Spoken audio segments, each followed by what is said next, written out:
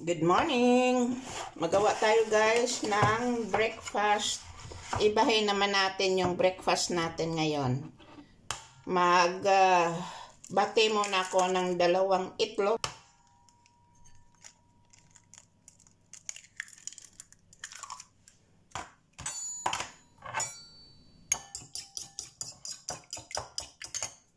Lagyan natin ng kaunting asin. At kaunting black pepper. Ayan guys. Pwede na yung ating frying pan. Lagyan muna natin ng kaunting margarine. Margarine ang aking ginagamit. Margarine ang aking nagustuhan. Hindi masyadong mabigat sa tiyan.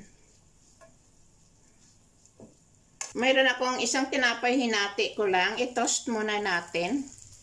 Para mas maganda pag medyo toast yung ating tinapay. Ngayon, ibaliktad natin yung ating tinapay. Hindi pa masyadong toast, baliktad ko ulit yan. So, ito guys, baliktad ulit para medyo toasted. Mas maganda pag medyo crunchy. Okay na ito guys, kunin ko muna. I-set aside. At magdagdag muna tayo ng kaunting margarine. Ilagay na natin yung ating binati na itlog.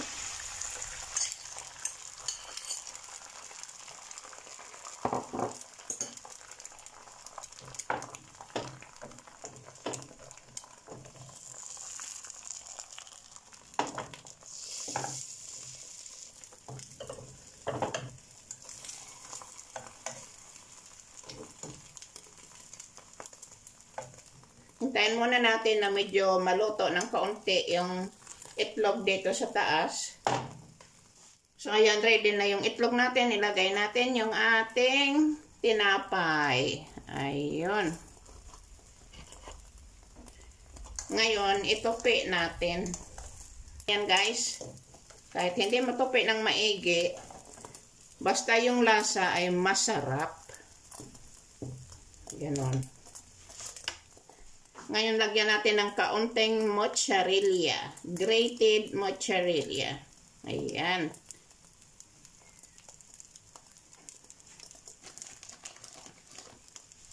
Ayan na siya, guys. Lagyan ko siya ng kaunting garlic powder.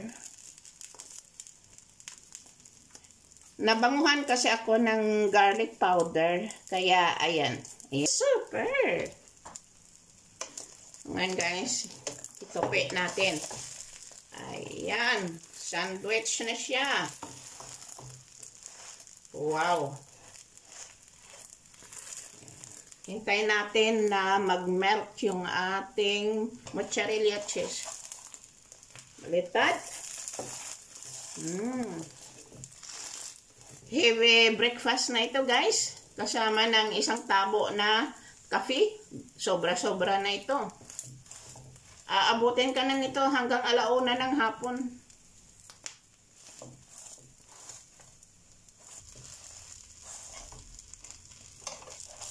Baliktad ulit. Hanggang sa maluto yung mozzarella. Yan, ang ganda na ng pagka-toast niya dito guys sa kabila. Oh, baliktad natin. Dahan-dahan lang ang apoy para hindi masunog.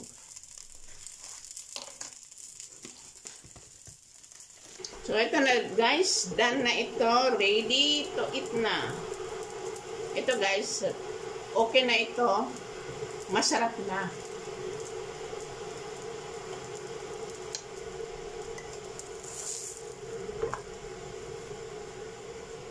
So, ito na guys yung ating sandwich omelette.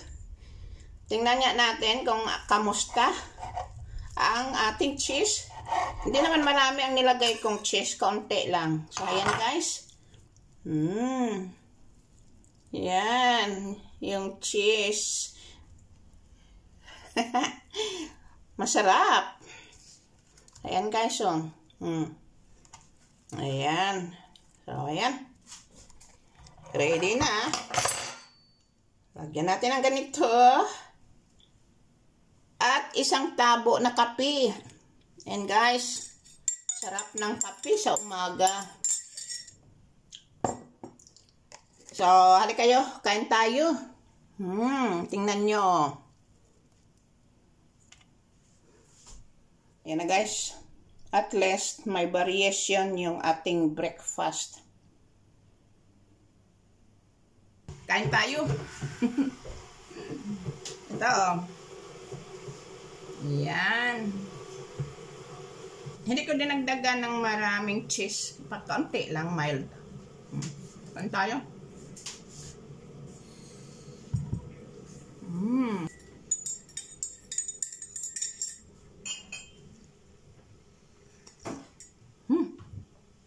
Minute. Thank you for watching. See you next time. Masarap balikan ang lugar na pinanggalingan. Good morning, good morning, good morning. Hali kayo, mag-breakfast tayo. Ibahin naman natin ang ating system sa breakfast. Ngayon mag-cereal tayo kasi kailangan natin yung iba't ibang klaseng vitamins na galing sa ating kinakain. So, ayan, cereal with different kinds of dry fruits. At nilagyan ko ng gatas na soya beans. Ngayon, dagdagan natin ng 2 pirasong strawberry para more fresh ang ating pakiramdam pa habang kumakain. So, ayan guys. At, tingnan natin. Ayan, may kasamang isang tabo na kape na naman. Coffee is life. Pag walang coffee in the morning, parang tanim na walang tubig. So, ayan guys. Kailangan natin ang vitamins sa ganitong klaseng pagkain. Parang simple lang. Parang walang kwenta pero marami tayong makukuha sa nutrition dyan. Ayan. Ay, ababaw! Nagulat siya. Ito guys, yung aking jacket. Bigay sa akin ng anak ko. Ang ganda no? Tingnan niya. Ayan. Nagulat siya. Ay nako guys, ginagutom ako. Kaya gagawa ako ng merienda. At ito, mayroon akong crackers. Ayan. Oh. Ay boy. Ayan, nahulog yung baboy. At mayroon akong avocado. Pinihak na pero ayan. Pakita ko sa inyo. At ipo naman natin dito. Kaya lang walang inumin eh. Walang naghanda ng inumin. Ayun guys, kain tayo. Marunong ba kayo magpalaman ng avocado sa tinapay or sa crackers? Ayan, mayroon yata akong 7-up dyan. Ayan. Ito guys, kain tayo. Handaan ako ng nag-prepare ng makain. Healthy snack, guys.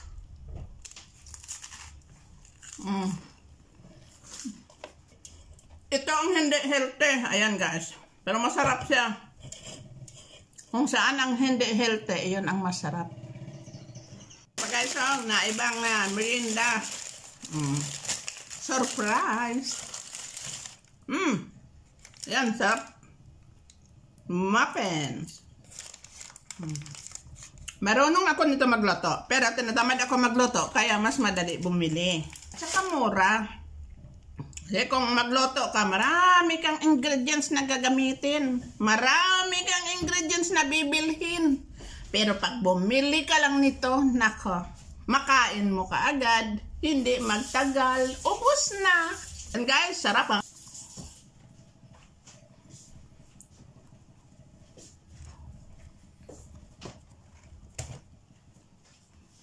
Daming pinagat. Ito lang pala. Ito lang pala ang nakagatan. Totoo lang talaga. Sarap na merienda.